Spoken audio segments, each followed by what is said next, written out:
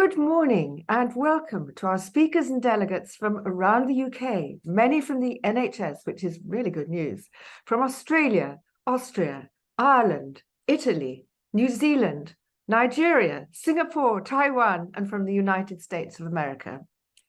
Today's Greengross Arts for Brain Health, Changemakers, Young Onset conversation will bring insights from inspirational people who, since their diagnosis with a young onset dementia, have been living remarkable lives through creativity, for most as never before.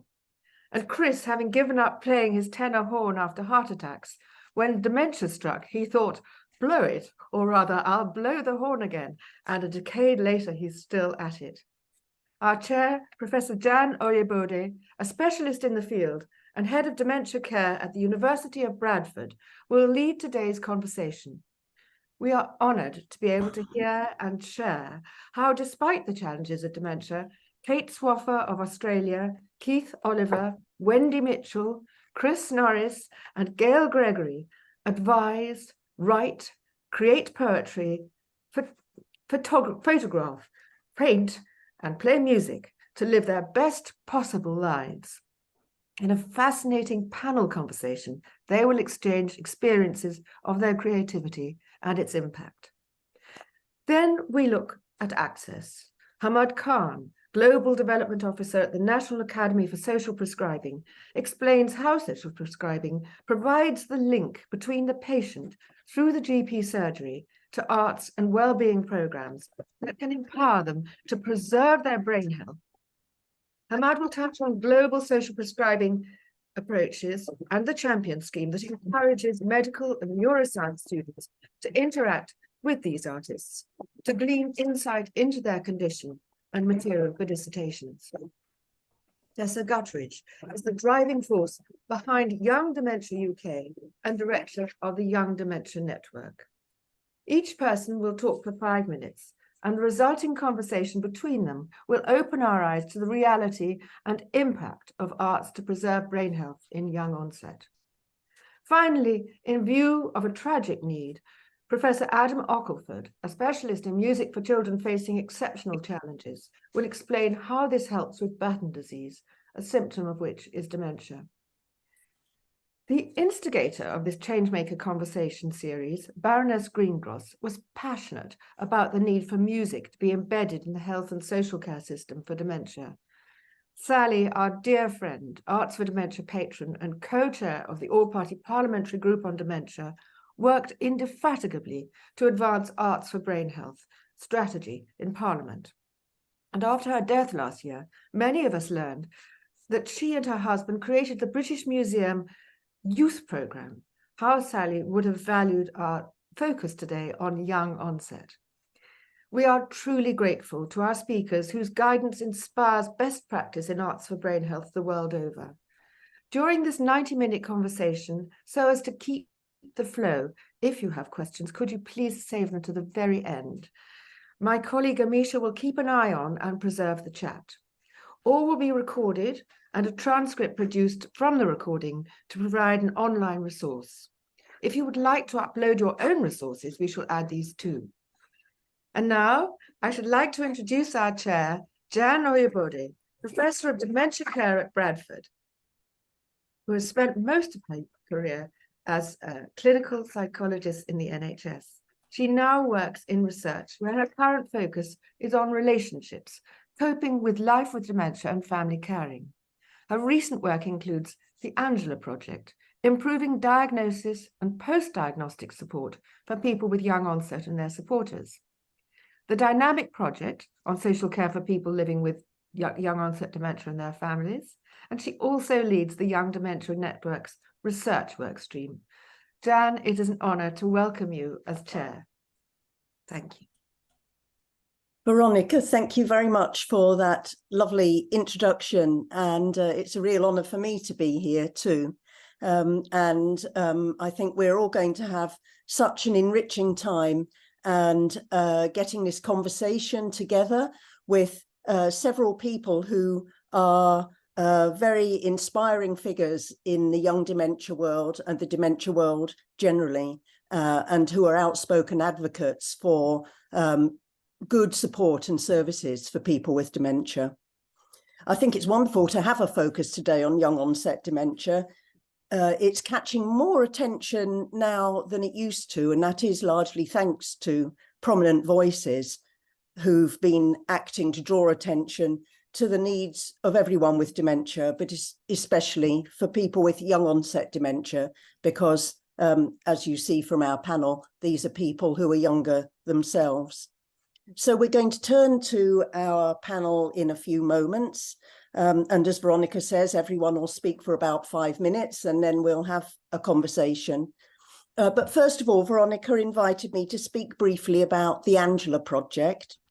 So I'm just going to say a few words about that. The Angela Project was a project funded by the Alzheimer's Society in the UK.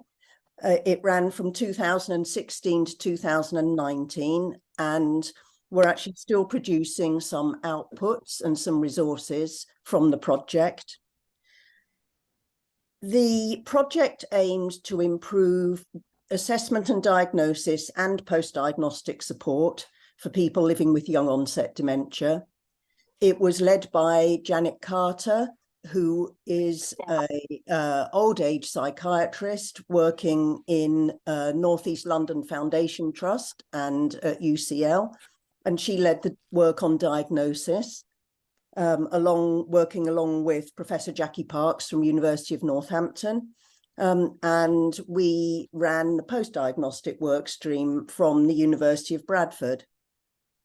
Keith was also involved as a key member of our involvement group. And we surveyed people living with young onset dementia in the post-diagnostic work stream to ask people about the services and support they received. And we had responses from 233 people living with young onset dementia or their family carers. They were a mixed group of people aged from their 30s to their 60s, with an average age in the 50s. So just drawing your attention to some headlines that came from this survey. Only 20% of people received any specialist service. The specialist services for young onset dementia were associated with higher satisfaction and higher quality. Especially, they provided better care continuity and there was better care planning, but only 1 in 5 people were able to access a specialist service. About half those who responded to the survey accessed some dementia-related activities, but just under half hadn't attended any dementia-related activities in the 3 months prior to completing our survey. And in terms of costs of care, the cost of care is very modest for people living with young onset dementia. People were using services, health and social care and third sector services, which cost on average, the median figure was £394 per 3 months. But family care, if you totted up a total based on the amount of money that a care assistant would have, families contributed care of worth over £8,000 in that same 3-month period. So we can see that families provide a lot of support. Official services aren't providing a lot of support. We knew that there were difficulties in accessing services, and we wanted to find out more about what was really helpful. And so we asked people to just give us a brief description of any service they'd found helpful. And we analysed these to understand what they were, how they were provided to be helpful, and why they were helpful. And our 233 respondents sent in over 850 examples of positive services. I think this makes us feel more hopeful to know that there are a lot of things that people living with young onset dementia do find helpful. We tried to distill the essence of these from all the examples. And there were 3 reasons why services were found to be helpful. One was that they helped the person living with young onset dementia to maintain independence and autonomy. The second was that they enabled the person to be themselves, to have their own identity. And the third was that they enabled people to feel connected with others and the world. Now, we didn't ask people specifically about arts and creative activities. And because we asked about services and support, a lot of people told us about conventional health and care services. But people did also mention creativity and the arts. And I just want to finish my brief few words by giving you an example. And I'll give you an example from someone who responded, who spoke about the place of music in his life. And he said, once you've got a diagnosis of dementia, most people define you by the diagnosis and not based upon your potential and who you really are. And that makes you reluctant to engage with anything. And he said, what's been good for me has been music and situations where people allow me to play that music and express myself. And people recognize what I do is relevant. So I'm still full of the person who I used to be, who I am. I'm still full of the youngness, full of the energy, and full of the enthusiasm. So what's important for me is something that's compatible with who I am. So he gives us an example of how music and creativity in his own life helps to contribute to him feeling that he is very much himself and valued as himself by the people around him. So that's all I'm going to say about the Angela Project. Later in the transcript, you'll have links to the Young Dementia Network site, and all the outputs from our project are there. Anyone can access them, and you can read articles and see other resources that we have produced connected with the Angela Project. Thank you, Jan, very much. Thanks, Veronica. So let's turn to our panel. And we are going to, each person's going to have a few moments to say something about themselves and the part that creativity plays in their life. And our first panel member is Kate Swaffer. Kate's such a well-known name. I feel I'm in the presence of the royalty of the dementia care world here today. Kate's a researcher and a published author and poet, and a global campaigner for human rights and disability rights of older people and people living with dementia. We're delighted to have you with us today from Australia, Kate, and to hear about the place of the creative arts in your life. Let me hand across to you to tell us something about yourself and the place of arts in your life. Thank you so much, Jan, and welcome everyone. I'll just start with a special thank you to Veronica for the invitation to be with you today. It's and to join so many wonderful friends also living with dementia, and also thank you to everyone for making time to join all of us. And I know some of you and know some of your names and your incredible work in dementia. So together, maybe one day we can change the world. And I thought, rather than focus on my creativity, which I'll discuss very briefly, but I think that the reason that so many of us have turned to creativity is really what happened to me and what happened to many people before me, people such as Christine Bryden and the late Dr. Richard Taylor, and then has happened to so many people still. But being diagnosed with a rare young onset dementia as a 49-year-old married working mother with 2 teenage sons was truly pretty traumatic, particularly because I'd been a nurse and I didn't know that young people could get dementia. But I think what was worse than the diagnosis, eventually I felt, was that being told the only thing that I could do was to go home and prepare for the end, like get my end-of-life affairs in order, and there's nothing we can do. So I think for me, it was a spiraling downhill to start with, and my husband and teenage kids, and I thought that there was no hope for any sort of future together as a family.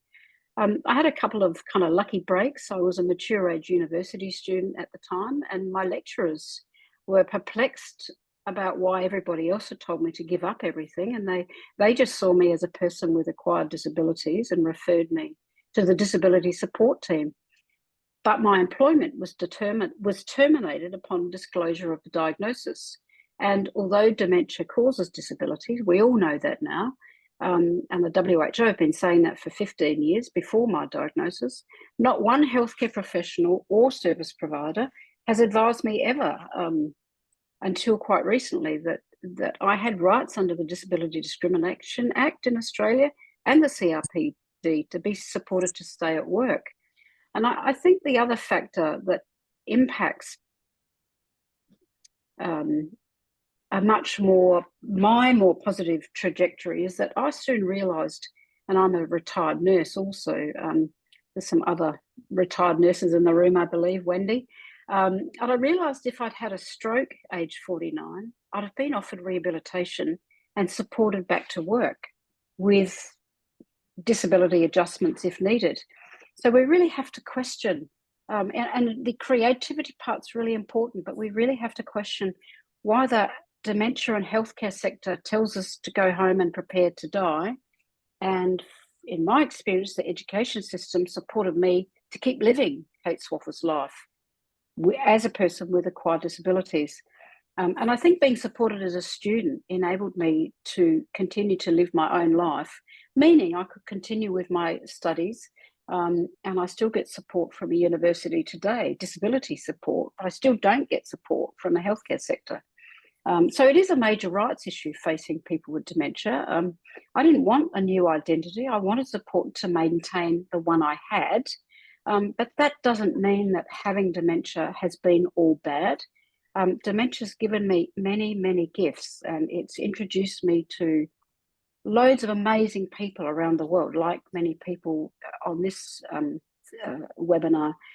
It's given me a clarity about life and about people that I didn't have before, despite the increasing fog.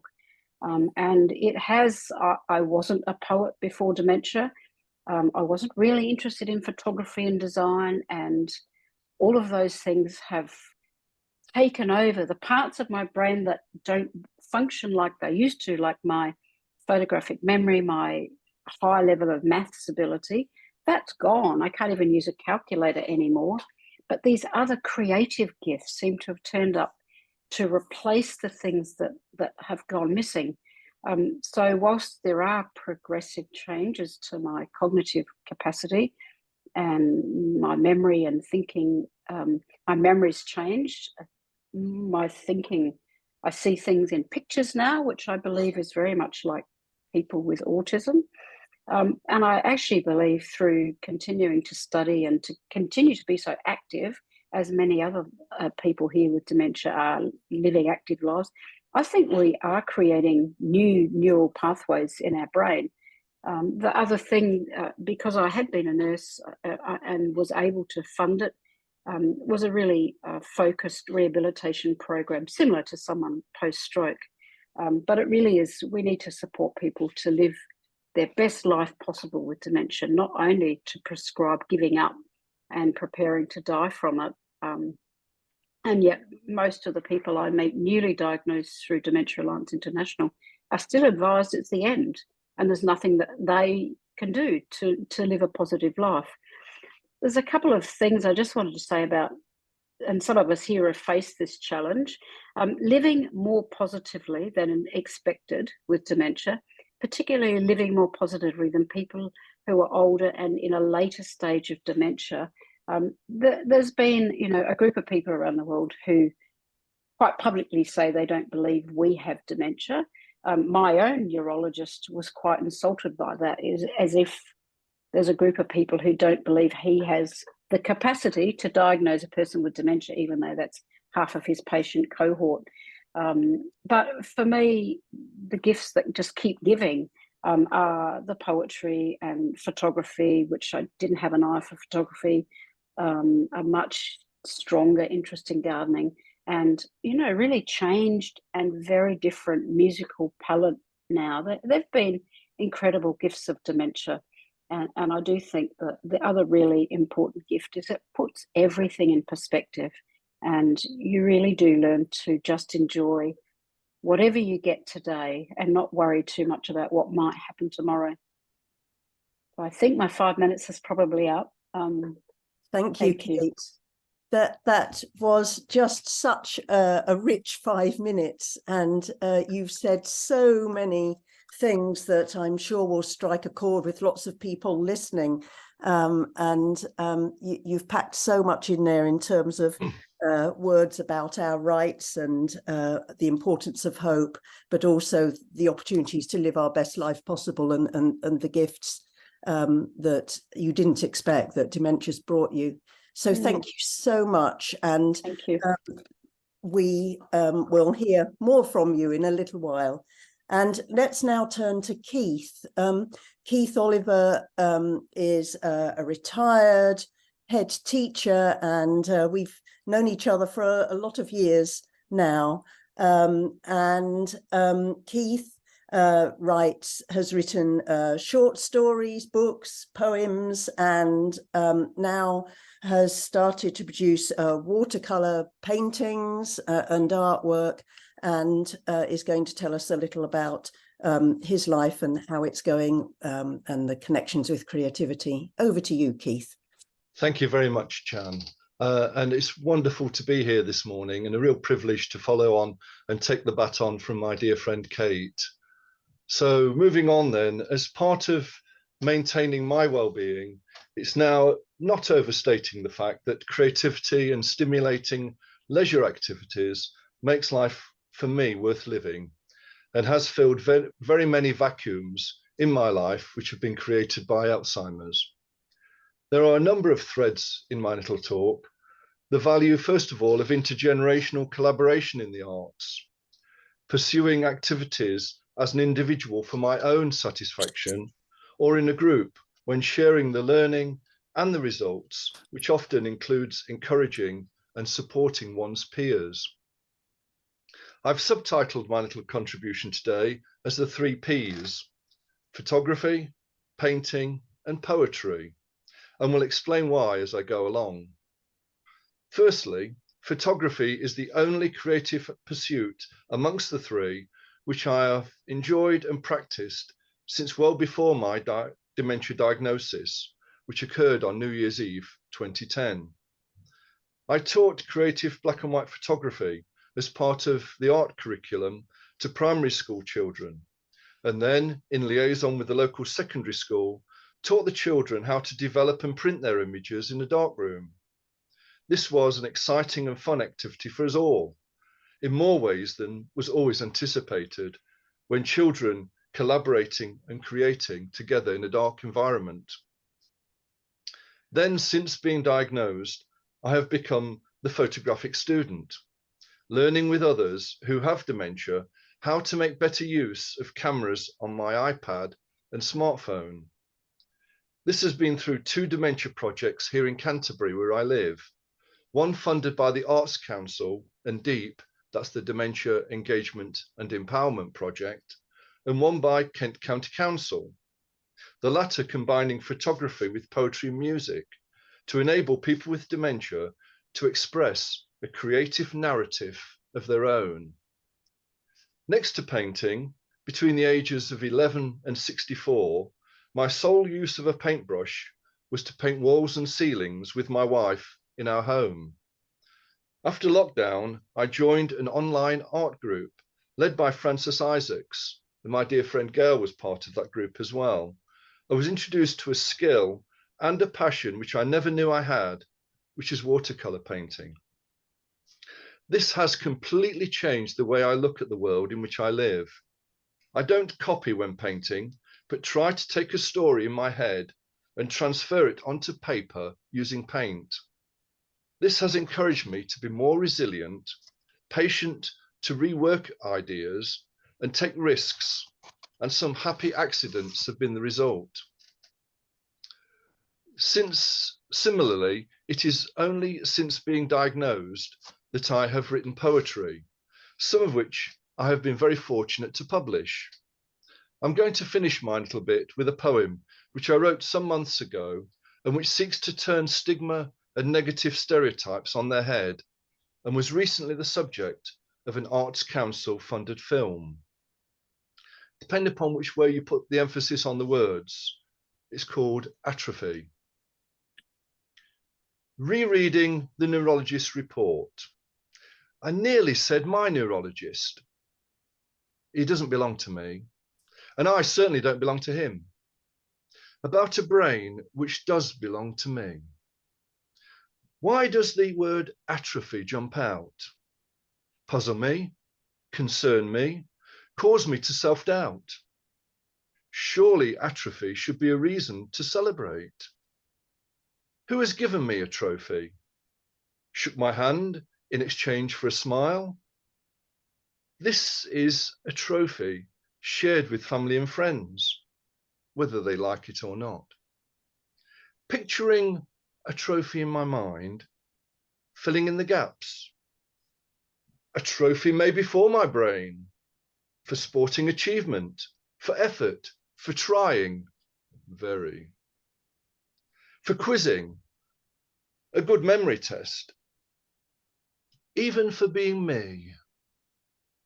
I don't need a trophy to remind me how hard it is to remember, but what some people say and do does shine through. A trophy that maybe many compete for, are given, but few want to win. Maybe around the base we have names engraved, past winners, past friends, past. In a trophy, so we never forget them. Fair to say sometimes it feels my brain is shrinking, but then my heart gets bigger. Maybe that's what deserves a trophy. Thanks for listening, everyone. Thank you so much, Keith. That's such a beautiful poem and beautifully delivered too. Really lovely. And this, living with a brain that has some cognitive problems, but demonstrating to us just the sheer creativity that has arisen since that diagnosis, I think is so inspiring. Thank you very much. Next on our star cast is Wendy Mitchell. Lovely to see you, Wendy. Wendy has lived with dementia since I think 2014, and has a blog, which me am I today, where we can all read about the day-to-day adventures, trundles, and visits to paradise, as well as other things. Wendy's also an author of best-selling books, which if you haven't read them, I do highly recommend reading Wendy's books. If you are working with people with dementia, you would learn so much. So Wendy, over to you. Yeah, thank you. And as Keith said, it's so lovely to share the stage, if only online, with so many wonderful friends.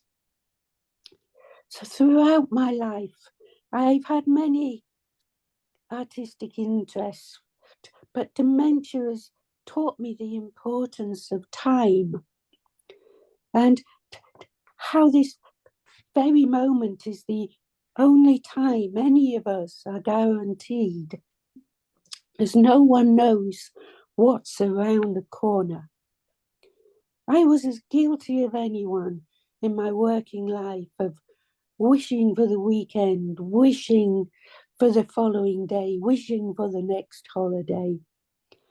But now I simply do my best to enjoy today, enjoy this moment.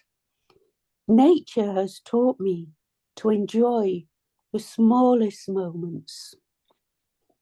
During lockdown, which everyone found difficult, I realised I needed to find a new routine,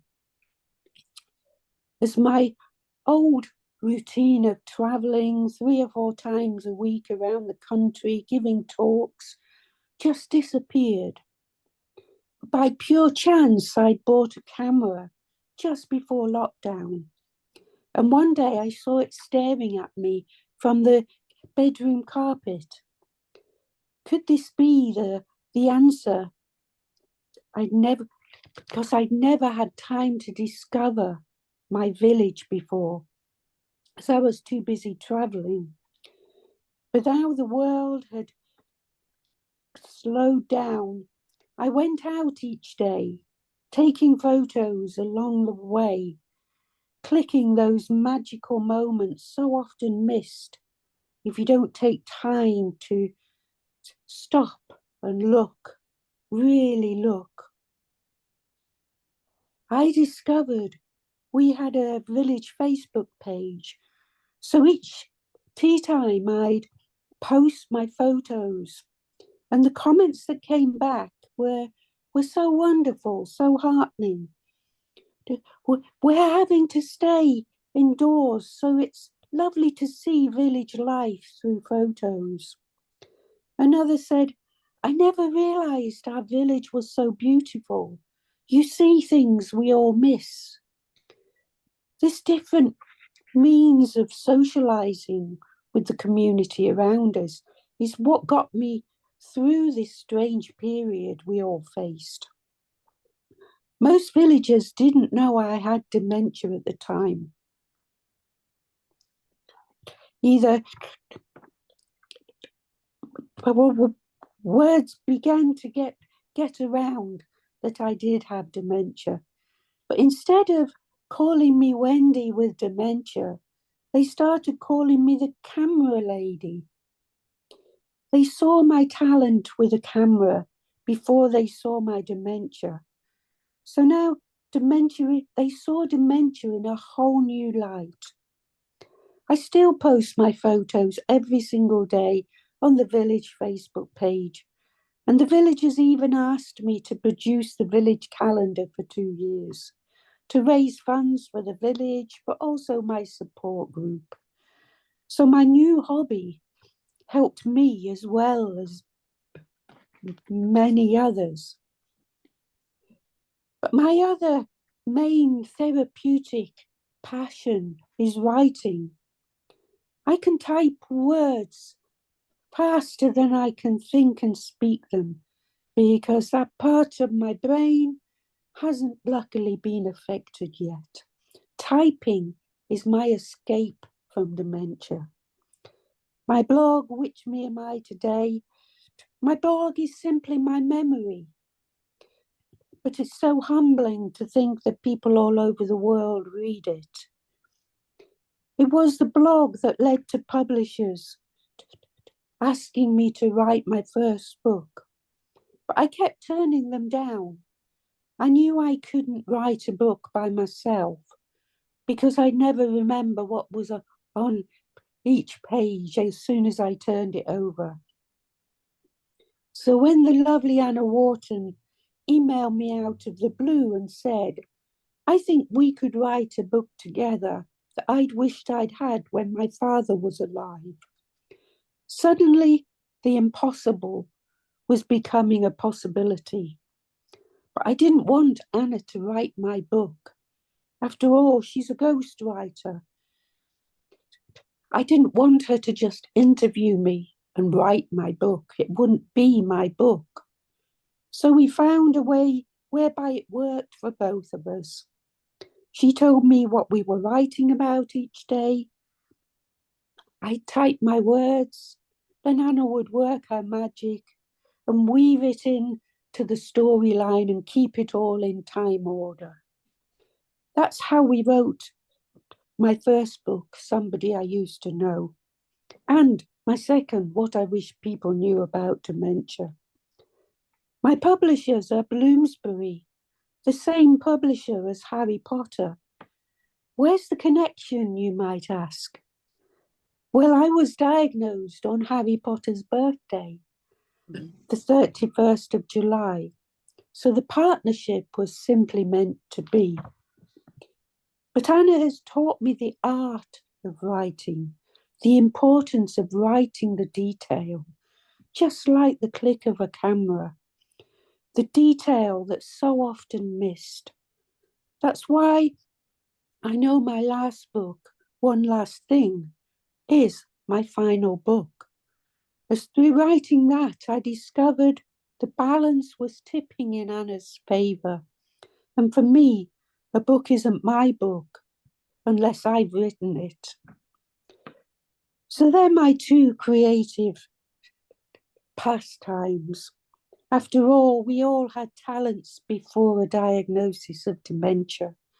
We don't suddenly lose those talents overnight when we're diagnosed. And with help and patience, we can learn new ones. Thank you. Thank you very much, Wendy. A lot of really interesting words of wisdom there, and your focus on time and the importance of time and the time that the terrible pandemic gave you to observe and then allow your photography to flourish. I think that's really interesting and fascinating. Thank you very much. Our next panel member is Chris Norris, and Chris was diagnosed with frontotemporal dementia something just over 10 years ago now. And we haven't really heard yet from someone who's a musician, but Chris blows the horn and is going to tell us a bit about the place of music in his life today. So over to you, Chris. Yeah, thank you, Jan, and good morning, everybody. It's great to see everybody here. It occurred to me, or earlier on in the talks, how people were talking about that they see us as a person with dementia, and they don't see the person behind the dementia. And it occurred to me when I looked at the picture next to my biography, which came out with the thingamabob here, that the picture is a picture of a light bulb in the ceiling. So unfortunately, the rest of the picture, which was me holding my tenor horn playing it, disappeared. And it kind of rung a bell with me. Well, there we go. That just goes to show, you know, we're more than the dementia, and I'm more than a light bulb. So whizzing on, I started my music playing when I was 11, and I went into the army at the age of 15 as a junior musician in the mounted band of the lifeguards. And I had to be able to play my instrument, and my weapon of choice at the time was the cornet, and I had to be able to play that riding on my horse, which is no mean feat, because of course horses have a mind of their own, and they sometimes don't do what you want them to do. When I came out of the mounted band of the lifeguards, I joined the Kent Police, and about a year after I joined the Kent Police, they started the Kent Police Band. So I was a founder member of that, and at the time I decided, well, I'm going to change my instrument. So I feel a bit like a ventriloquist now, because I'm going down into my box of tricks, and there we are. There's what a tenor horn looks like. So a bit different to the cornet, where it's the same shape, but it's just on its upright when you play it. So that's a tenor horn, and it replaces, in brass bands, it replaces the French horn that you see people playing in the orchestra, where they shove their hand up the bell and tootle. And I played away nicely. And then, unfortunately, in 2008, over an 18-month period, I had 3 heart attacks. And the consultant told me each time, Chris, you really should stop playing your music. You're putting too much pressure on your heart. And I didn't listen, because music was a part of me and has been a part of me. But when I had my 3rd heart attack, I thought, well, that's it. I just must listen to what I'm being told and give up playing. And I stopped playing for 5 years. And then I got my diagnosis of frontotemporal dementia. And I thought, oh, well, blow it, as Jan said earlier on. Oh, well, blow it. If my heart doesn't get me, the brain's going to get me. So I went back to it. And happy to say, I haven't had any heart attacks since then. So there we are. That's Johnny Dinkum. And then I was invited in, when was it, 2015, by Veronica, to take part in the Arts for Dementia program for musicians with young onset dementia. And this was joined together with the English chamber musicians and London College of Music students. And we all sat down and talked about the challenges that I had, and that we found coping mechanisms and ways around the difficulties of doing things. I'd lost a lot of things that I had learnt when I was at the Academy of Music for the Army at Nell Hall. I'd forgotten those, and I was losing some of my techniques. But between us, we managed to find ways around it. They also learned things because they never had to transpose their music. They just played what was on the page. Whereas if I'm playing along with them, because my instrument's in a different key, then I have to be able to transpose, which I'd lost the ability to do. The upshot of that is we then put on a performance at the Wigmore Hall in London, which is a very grand place. And we composed some music and we put on their performance there, which just proved that people living with dementia still can and still do. Along the way, I also joined Keith Oliver in help writing a chapter in one of his books, called Welcome to Our World. And I'd never done any life writing before. And what happened in those chapters is we talked about your life before, talked about your life with diagnosis and what you saw into the future. So that was all very exciting. So that's the only time I've gone into that that side of things. And then on the 10th anniversary of Deep, which Keith mentioned earlier on, they put together a video called I've Got You. And if you go onto their website, you can see the I've Got You. And they got me to do all the music background.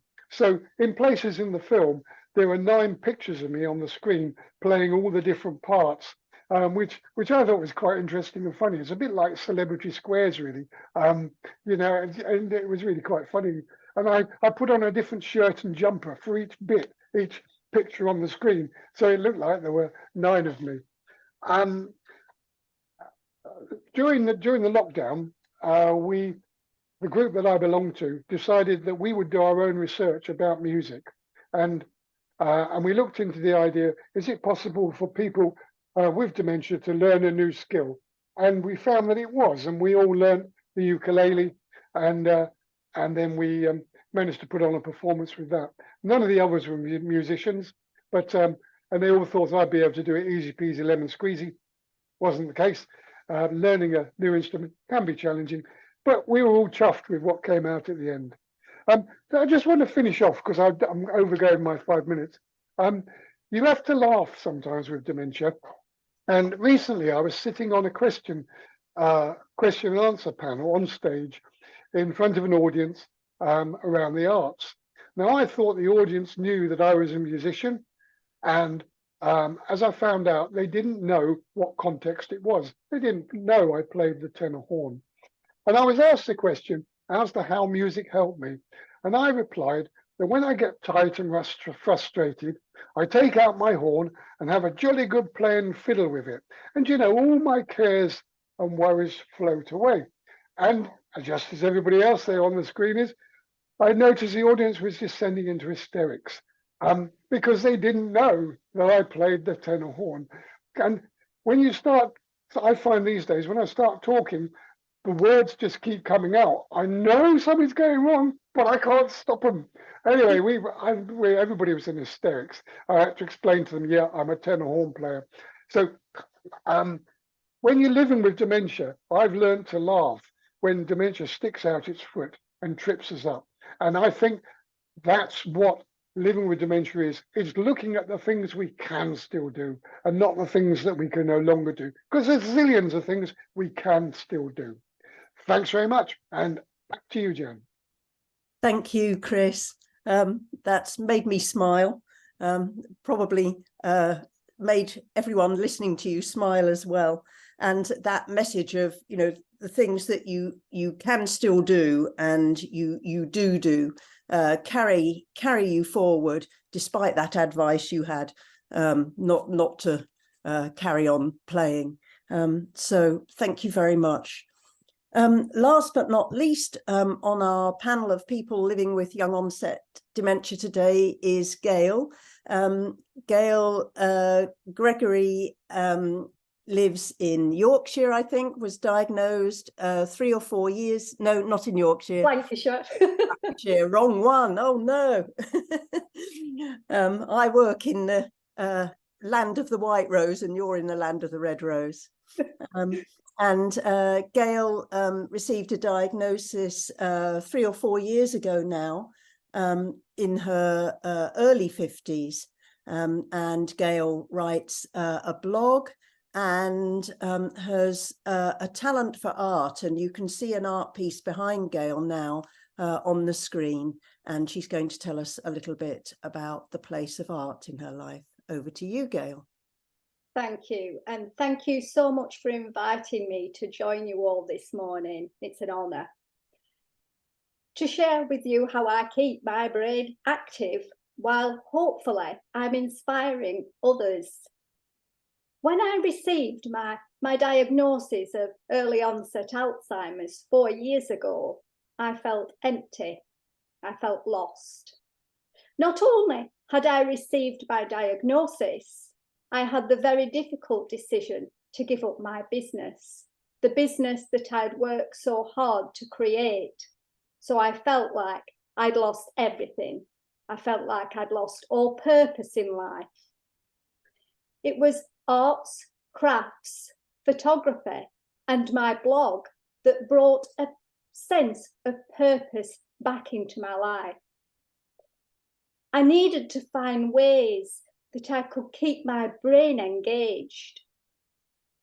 Our brains are very remarkable and require regular exercise to stay sharp and function at their best.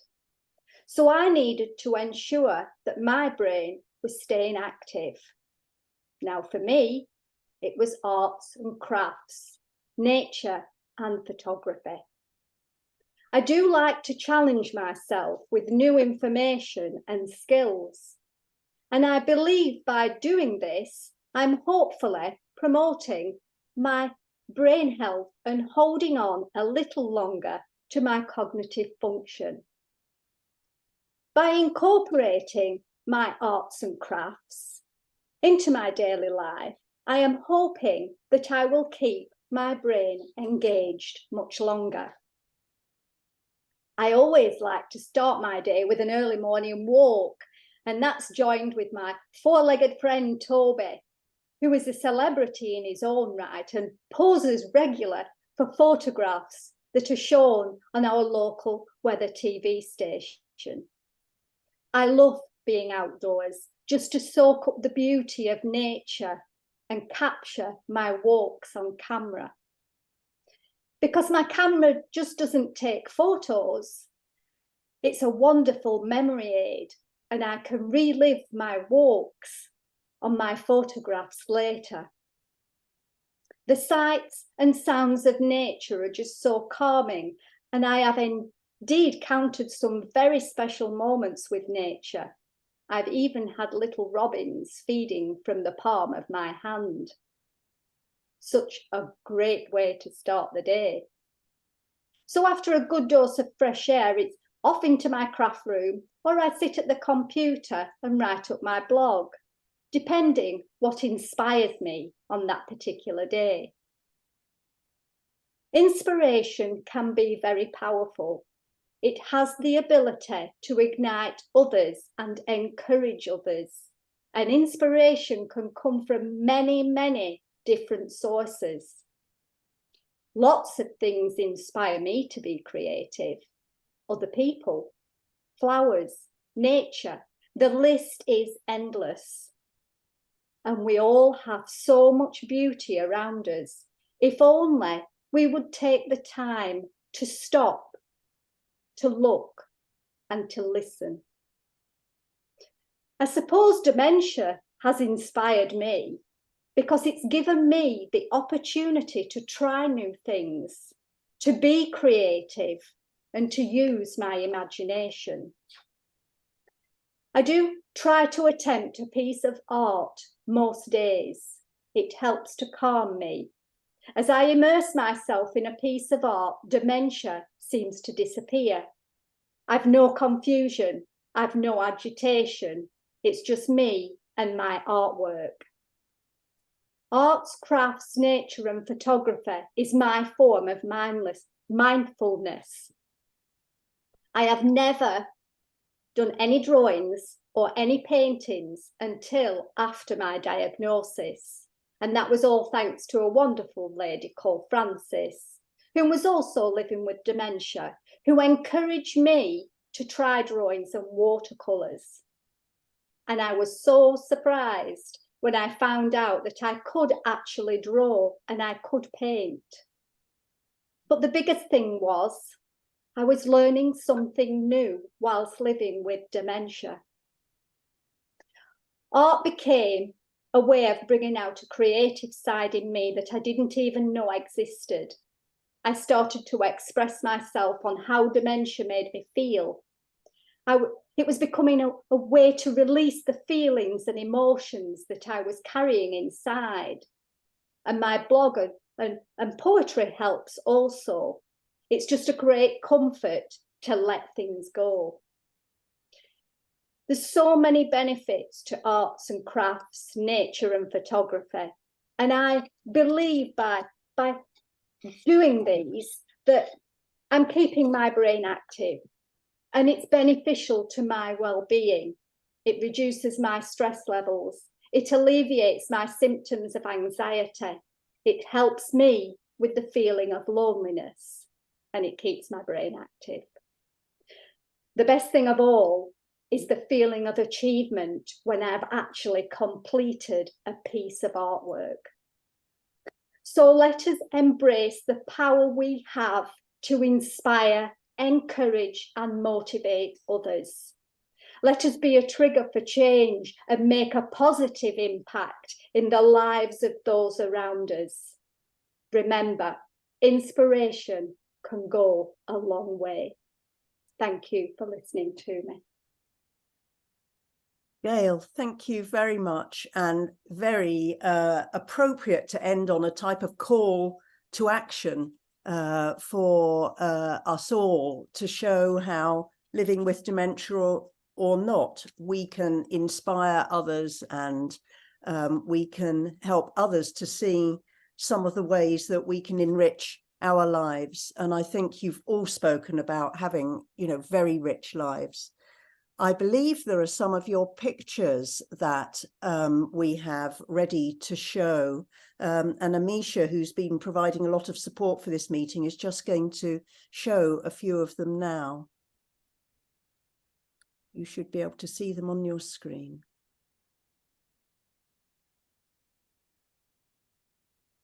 Oh, this must be Toby.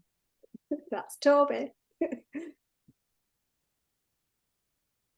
Thank you very much, Amisha, for showing those wonderful drawings. And the one in the background behind you is beautiful, Gail.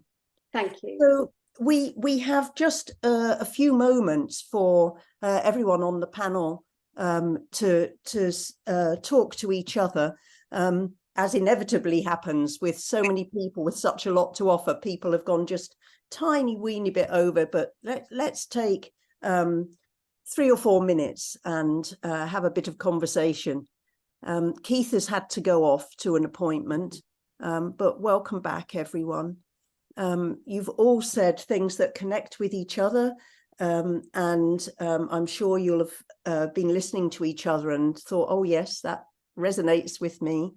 Would anyone like to comment to start us off? Yeah, so let's go Chris and then Wendy. Yes, I think sometimes when you're living with dementia, sometimes people are a bit shy to let other people know that dementia does exist in their life. And in my banding, I now make sure that people on either side of me know that I'm living with dementia. And they are very helpful. They will subtly lean forward. If we're told to go from a certain place on a piece of music, they will lean forward and count on the music as if they need to know where they are. I know they don't need to know but they're just kind of subtly helping me. And so if I didn't tell them, then they wouldn't do that, and I would not be able to carry on as successfully as I am. And so I think it's very important that we let people know of our conditions. What Gail said about inspiration to other people is bang on the nail, because it puts things in a totally different context that we still can. And it just, you know, when you look at the things that the people on the screen have done, you think, wow, you know, we're no different to everybody else. We achieve things, and we will carry on achieving things, and there's no stopping us because we've got the power to go on. Thanks. Thank you, Chris. And Wendy's smiling broadly, and Wendy also had something to say, and then we'll go to Kate. Yes, Wendy. Right, exactly. The thing that came out to me through all this is the friendships, how we've encouraged one another. You know, we've all had that dreadful experience of diagnosis where we've not heard that tiny 4-letter word that means so much to anybody, hope. And yet all of us, you know, Kate was the first person to give me hope. It's that if we were a company, we'd be succession planning to keep that motivation and that knowledge of can-do attitude. And I think that's just shone through today. Yes, thank you. And Kate? Yeah, I didn't know that, Wendy. It's lovely to hear that. Thank you. And I started blogging, I don't know, maybe 2009, I think. And Yeah, that was what many led to years me before publishing a me. book. Yeah, but I wanted to comment on something that you said, Chris, because I think it's really, really important.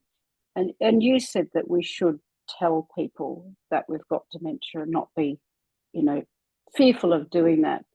And, you know, I had a lovely example of a close nursing friend and her husband come to visit me one day, maybe 3 or 4 years into the diagnosis. And they sat down and asked me how I was. And I did the typical, oh, I'm fine. Probably everyone says that down the street because we all think nobody really wants to know what it's like. And my friend's husband said, now, Kate, I'm sure things aren't fine all of the time. They might be right now while we're visiting. But really, if you don't tell us what it's like for you, how can we actually support you? And I really took that to heart. And there's been some negatives to taking that to heart.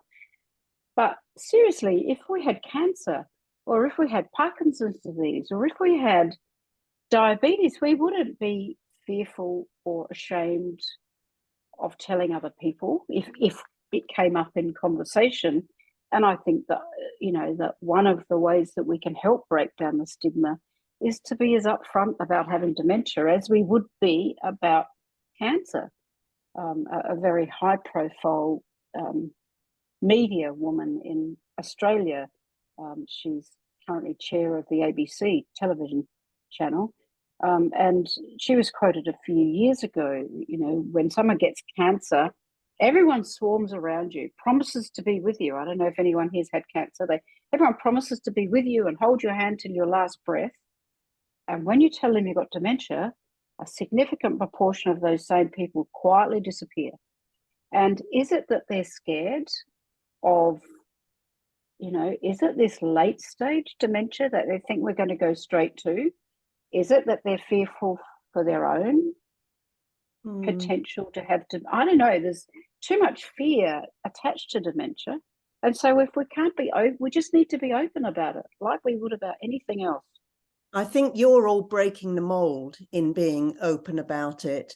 And I think this is the only way to show people how living with dementia isn't the end of life, that lives continue, you go on growing, developing, and it gives everyone who receives that diagnosis hope that they still might not get from a health and care professional. And I think as health and care professionals, we could do much, much better in giving that hope at the same time as knowing that a diagnosis isn't an easy thing to receive.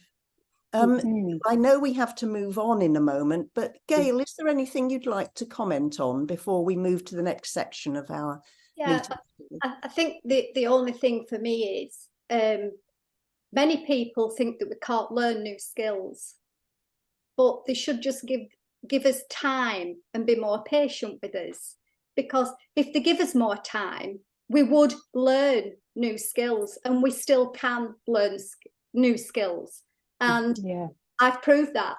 And and I think with support, people can still do what they used to do too, if that's what they want to do. That's right. I've proved that I've learned how to paint and how to draw, and I'd never done that before dementia. So we can learn something new. Yes, We've just got to give it a chance.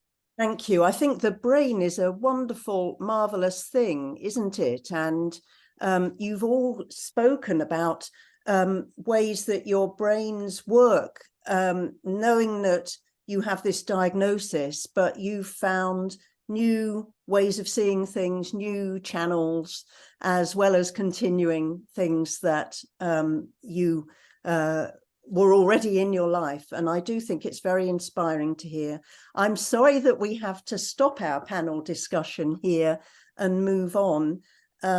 We will have a bit more summary later, but thank you everyone for contributing and giving your own angle. Everyone's different, and you've all brought so much enrichment to this conversation. So thank you. At this point, we're going to move on to think about access, because many people living with dementia may need some assistance to know how to make those connections, to get into using the creative side of themselves. We're going to start by hearing something about social prescribing from Hamaad Khan, who's a medical student, but not just your average medical student. Hamaad is a global development officer, and he collaborated with the WHO to author a report on social prescribing. Really looking forward to hearing what you have to say, Hamaad, so over to you. Thank you so much, Jan. And just to say, it's an absolute pleasure to be here this morning to talk to you all about social prescribing and galvanizing a student movement for the benefit of dementia care that is more holistic, complete, empathetic, and patient-centered. But before I just get into that, I would like to, as a medical health professional, also just talk about the cultural clinical context that we're in. There's a gaping, huge, glaring paradox of modern medicine, which I like to call it. And the paradox of modern medicine is that we live in an age with more medicines, more therapies, more treatments, and yet also more illness. Now, if medical drugs are designed to revive, restore, and renew good health, we should be experiencing an unprecedented level of good health across our societies. And yet, at this time of the greatest scientific medical understanding, it seems ever harder to attain good health, good well-being, and good nutrition. This goes across the board, not even looking at the aging population or dementia diagnosis. And in this context, the UK has created an industrialized healthcare system of sick care, not healthcare. We admit the sick. We tend to the sick. We care for and heal the sick as health professionals. And when we're done, laughably, ironically, horribly, we put our patients back out into the very same conditions, environments, and lifestyles that exacerbated or perhaps even caused the very sickness in the first place. And so our whole system is cyclical, fragmented, acute care. Our health systems are designed to respond to crises, but they're not yet developed with a vision of health creation and disease prevention. That's where social prescribing comes in. It's about understanding what's the matter with the patient, but also what matters to the patient, holding their hand, understanding what the problem is, and seeing where we can make those vital social connections to improve a biopsychosocial understanding of their health. But in this context, in this horrible industrialized context, the patient becomes a passive entity. And we've heard much already about the burden of a dementia diagnosis and how you sometimes can have your social networks unfortunately collapse and you feel this sort of passive sense. And we see this a lot in our medical care. There's a brilliant writer called Anne Boyer, and I'm going to use a lot of books just to ground my talk, so just bear with me, please. And she talked on her cancer diagnosis and experience of medical care.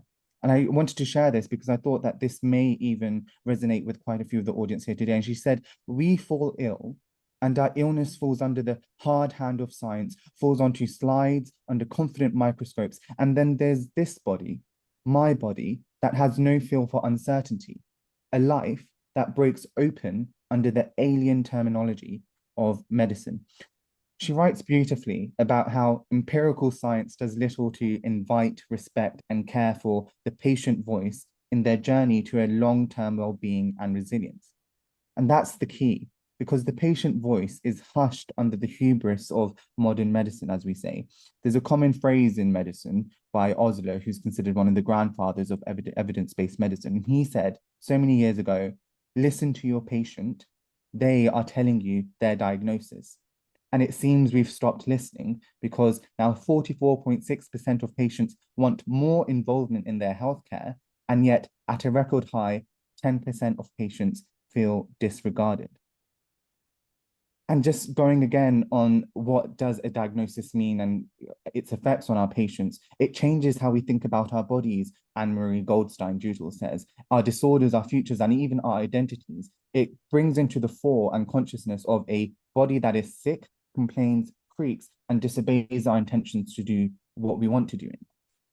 But medicine and social prescribing, as it were, can offer far more when we allow patients the dignity and autonomy to direct their own care, to understand how they want to move forward with their life, because diagnosis is not a fate, it's not a burden. As a neuroscience student, a few years ago, I had the absolute privilege of attending an early stage dementia workshop, Arts for Dementia, which Veronica hosted at the Southwark Playhouse. And as a volunteer at this weekly social prescribing drama workshop, I saw dementia beyond my clinical gaze of neurofibrillary tangles or amyloid plaques. And I found vibrancy in many people, not just patients, but people who persisted through a disease that is so far easily marked by loss and deficit. I saw patients who weren't encouraged to submit to their symptoms, but empowered to improve their own health and well-being in a way that makes sense to them. And that's what social prescribing is about. It's removing the unnecessary clinical gaze and connecting patients to their community services and resources so that they can also be incorporated and integrated into a wider sense of care. And again, Jan Gru, who's a Netherlands writer, talks about his cerebral palsy, but he mentions the clinical gaze and says, what is this gaze, which is so sharp and penetrating, but simultaneously dull and disinterested, that separates things that should not be separated, and at the same time mistakes one thing for something very different.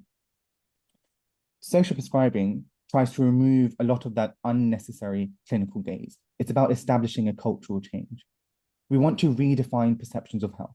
As a student, my perception of health was determined by symptoms, diagnoses, and by medicine. But by understanding that actually patients can improve their sense of well-being with a biopsychosocial care by incorporating a link worker who can connect them to the community, understanding what sort of hobbies are important, whether it may be playing instruments and improving your sense of well-being through different forms of art, as we've heard. It's about redefining that perception of health, not just for current doctors and healthcare workers, but also for future doctors, current students.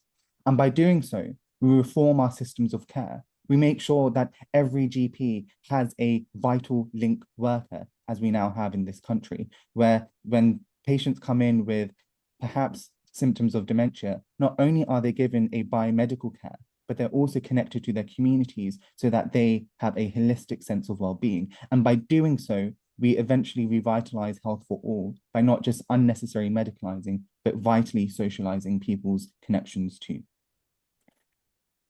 So here is just our cohort of social prescribing student champions. These are healthcare students and also leaders of change of tomorrow that is vitally needed, understanding that actually clinical care isn't just in the biomedicine, but in the biopsychosocial care. And we are excited and empowered to also empower our patients and to not just burden them with clinical diagnosis, as it were. And here, this is a beautiful mural that we all created and presented at the House of Lords a year ago on how we have to look beyond the pills, as it were, and incorporate a more wider understanding of what health can mean and how we can actually invite that patient voice. What matters to you? What does health and well-being mean to you? And how can I, as your doctor, as your healthcare professional, not just medicalize, but help fulfill that vision of yours? Because a diagnosis isn't a sealed fate or a burden for you to bear. So that's what social prescribing is. That's what the axis of social prescribing is. And just, I wanted to end on this note because I thought it reiterated the conversation before. And again, a beautiful book by Lynn Castile Harper. She writes on dementia and she said, as the degree of neurological impairment increases, the person, unfortunately, becomes increasingly neglected and isolated. And she calls this the vanishing or the vanishing point. However, the vanishing at the vanishing point is an illusion. The person with dementia exists beyond my capacity to keep her in my line of sight. And that's what social prescribing is about. It's about keeping our patients in our line of sight and not losing them to unnecessary biomedicine. So thank you so much. Thank you very much, Hamaad. I think that will be very inspirational for people who work in health and social care, where we have the weight of biomedical tradition on our shoulders. And I think by working with other medical students to break out from those confines and be able to see the people that you work with, I think that can make a real difference if you can shift that culture. So thank you very much for your words.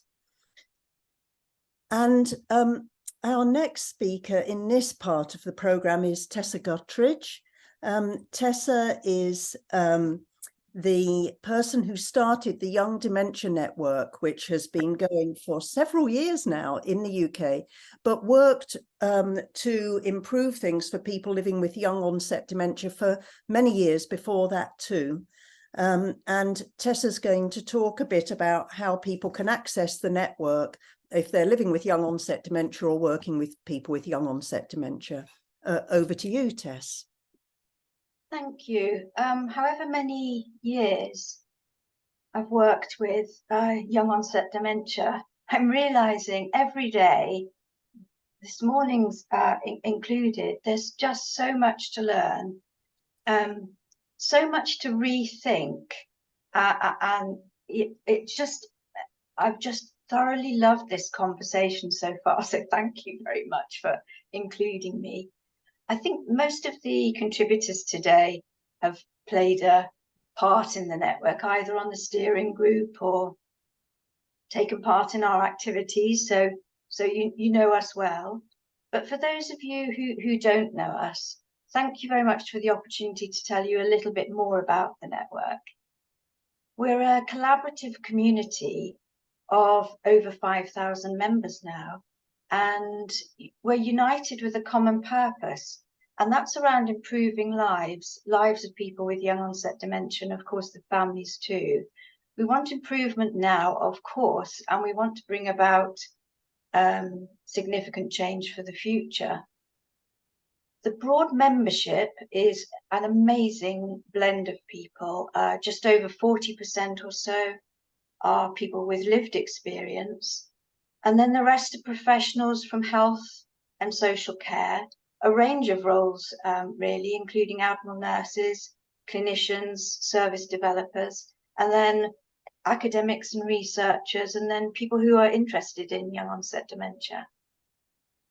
The network's steered by people with a passion for change, vocal activists with networks of their own, professionals from dementia organisations and academia, all volunteer their time and expertise. I don't know what we would do without them, actually. There's just 3 staff who are very motivated. And to be honest, we're driven by personal experience ourselves too.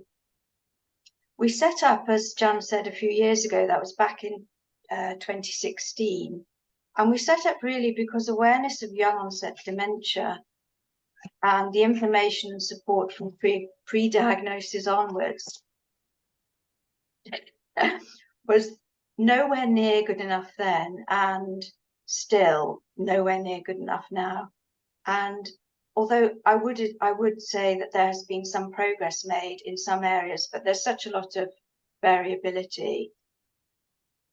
Our current aim as a network, and where we're most active this year,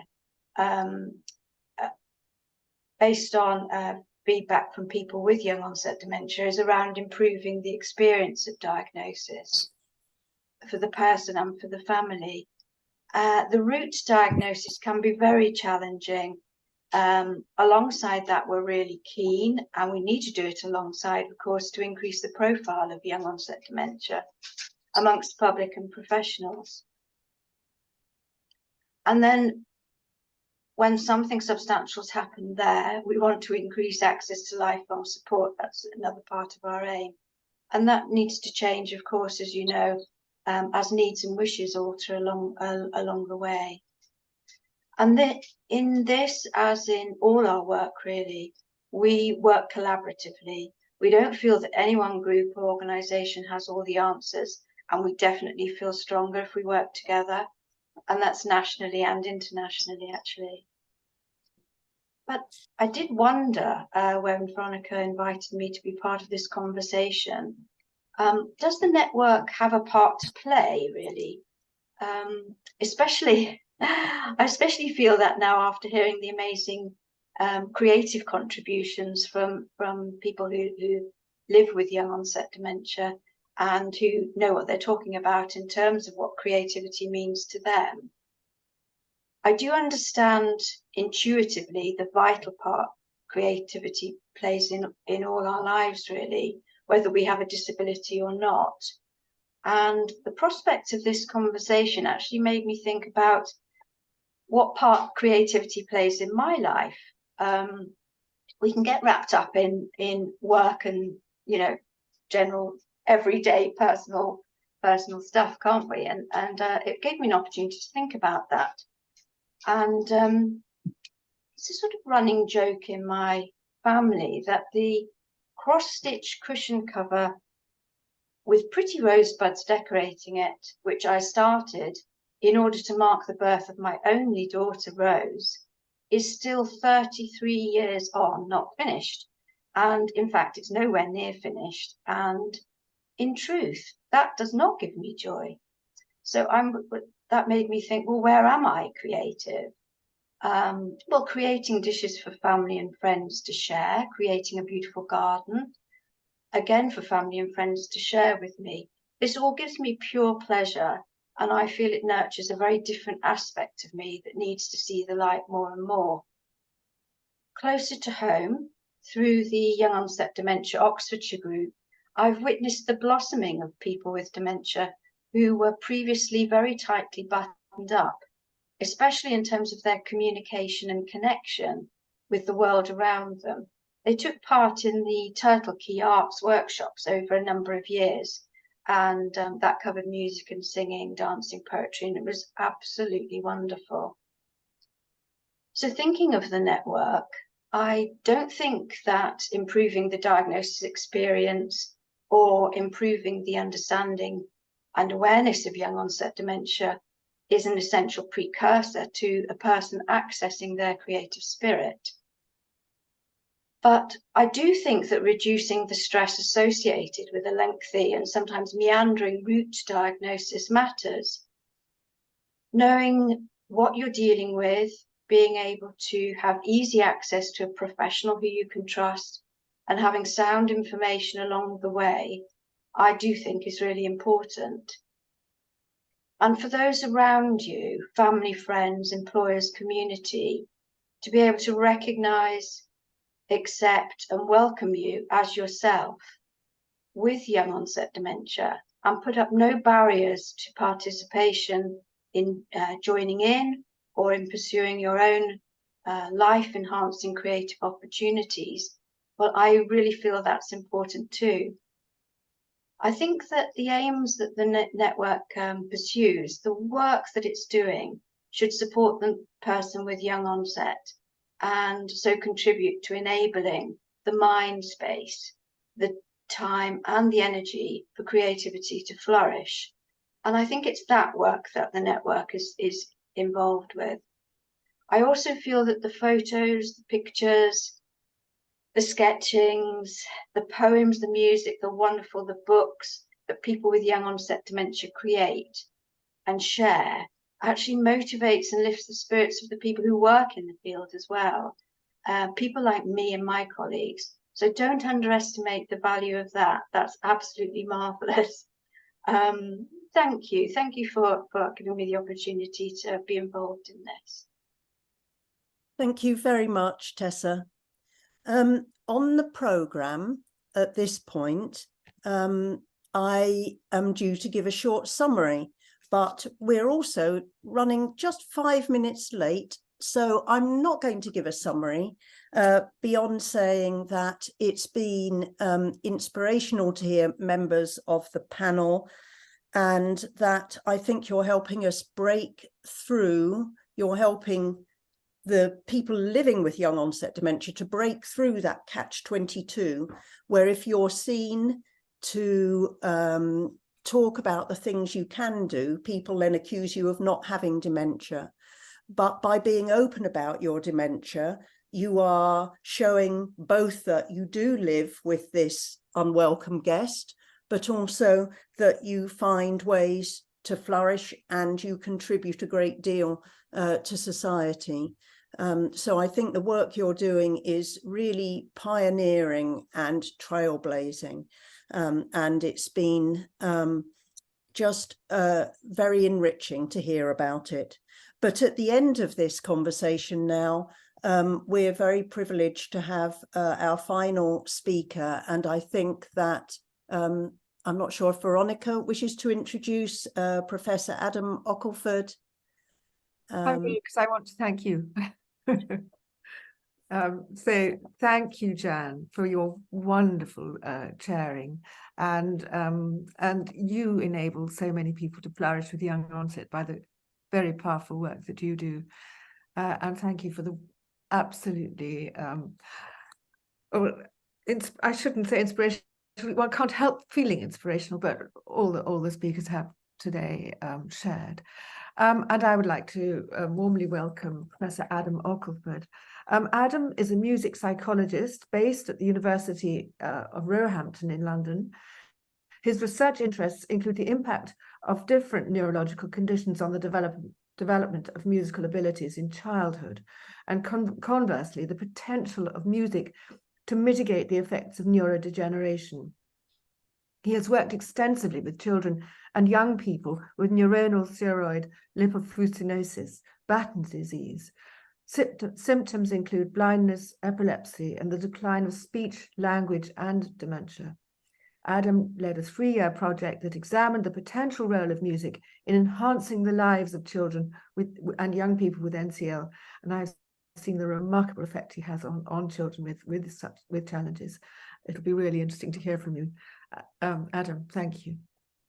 Thanks very much, Veronica, and thanks for giving me a slot. I'll be quite brief, but hopefully it will be of interest and relevance.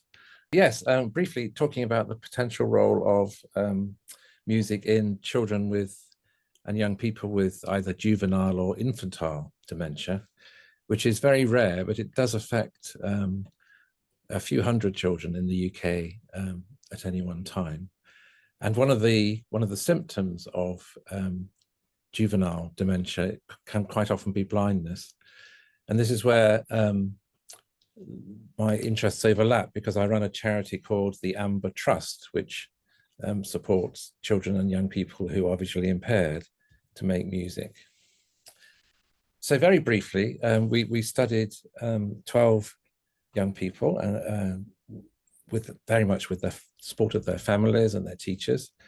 They were across the age spectrum from early years to later teenage years, and had a whole range of stages in their sort of journey through Batten disease. And the key findings were, we found that the capacity to engage with music declined more slowly than their other abilities. And even at the end of their lives, it seemed that music could still bring them pleasure, as well as offering social opportunities for them to remain part of their families, which was terribly important. As with older people with dementia, it seemed that music could stimulate memories that may otherwise be inaccessible. We felt strongly that active encouragement to engage with music was important in the earlier stages of the disease. So adopting a preemptive approach. Almost universally, we found that children could continue singing when they could no longer speak. And we devised some special micro songs or short functional songs that contained everyday language, such as no, thank you, yes, please, which was a way of extending communication, in some cases by 3 or 4 years. And I suppose above all, music was a source of great pleasure to many of the young people we worked with, promoting well-being and emotional regulation. So very briefly, here are some of the findings. What we found, this is from parental reports, was that while music was a sort of average importance, I guess, for 7-year-olds who are in the early stages of the disease, by the time the juvenile Batten disease patients were older, music became incredibly important. In about 80% of cases, music was the main source of leisure activities, along with audiobooks, slightly less so. And so there's a change in the kind of leisure activities that children and young people with Batten disease go through as their journey progresses.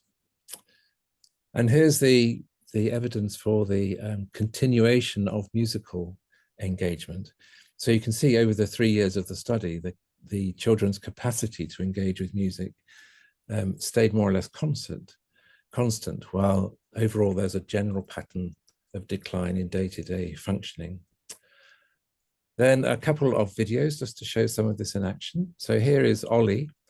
Ollie has lost many of his abilities. In fact, he never got to be verbal, but music was very important to him. And here he is interacting with me by using an app on an iPad, which he plays with his elbow. Here we go.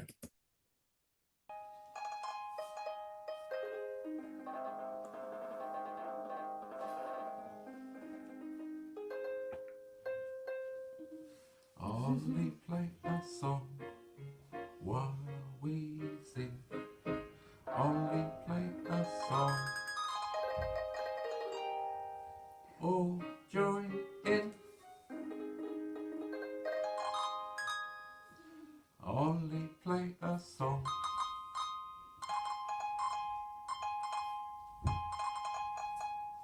While we sing.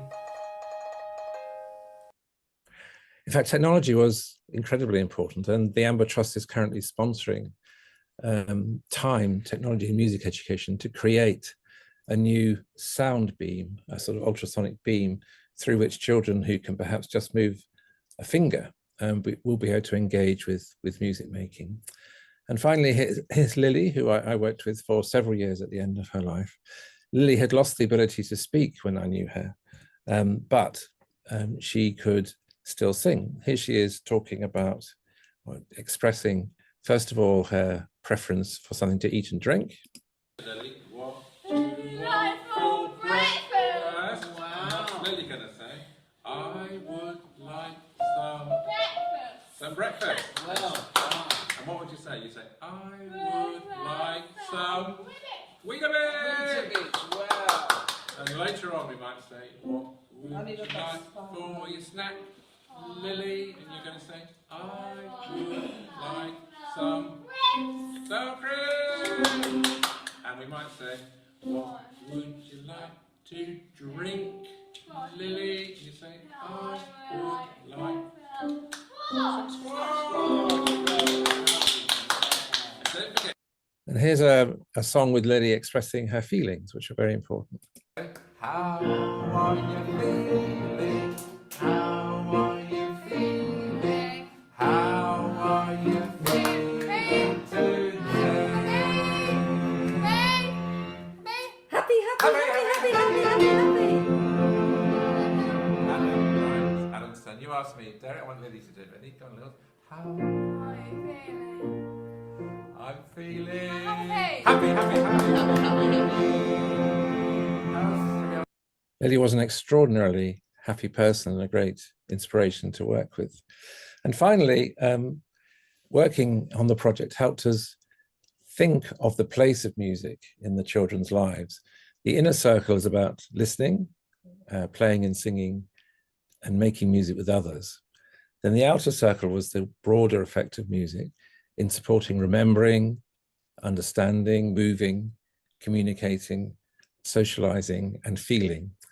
And indeed, I'm involved in a project with older people with dementia now called Take Note that uses that framework. Thank you, Adam. That was so incredibly moving.